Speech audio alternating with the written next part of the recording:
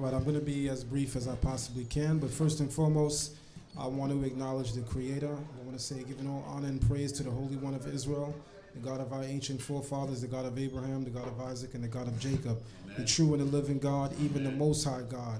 We say that He is our Creator, our Maker, our Owner, and our Possessor, and to Him belongs the life of all worlds. Hallelujah. I also just want to give due respect to the dignitaries in the room, Chief Prince, all of the chief men present, all of our princesses present, right? The sisterhood, the entire family. I bid you all in the tongue of our forefathers when I say Shalom Aleichem.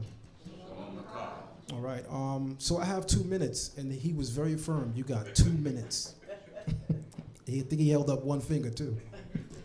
Play with my mind.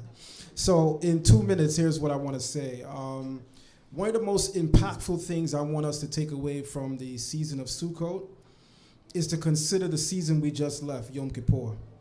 You ever heard the saying that you can't take care of or be concerned with someone else's yard or backyard until first you clean up yours? Well, consider this. If you open Numbers 29, there are certain offerings that were brought on Sukkot for 7 days. On day 1, you had 13 bulls. On day 2, you had 12. On day 3, you had 11. On day 4, you had 10. On day 5, you had 9. On day 6, you had 8. And on day 7, you had 7. Well, if you count 13, 12, 11, 10, 9, 8, and 7, you just offered 70 bulls. There are 70 nations.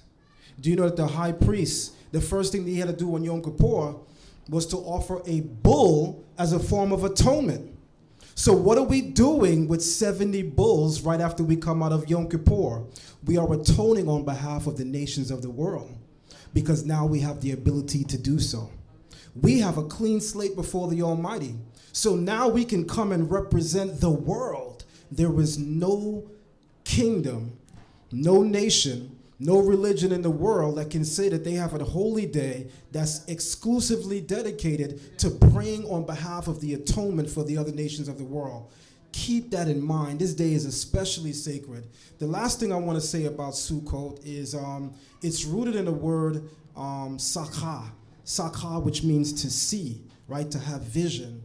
And it's taught by Chazal, which are the sages of the oral tradition, that this time was an auspicious time for prophecy among our people. People actually engaged in prophecy during this time. And what's noteworthy about that is the thing that's necessary for preparation to come into a state of prophecy is that a person is edified in spirit, right? A person has a proximity, spiritual proximity to the Creator. So Yom Kippur just created the perfect climate and condition for us to have the most proximity to the Creator. So I say to you all year round, your prayers can be heard by the Almighty, but we have a teacher that used to say, your prayer don't push the ceiling if you ain't right with God. It won't go past the ceiling.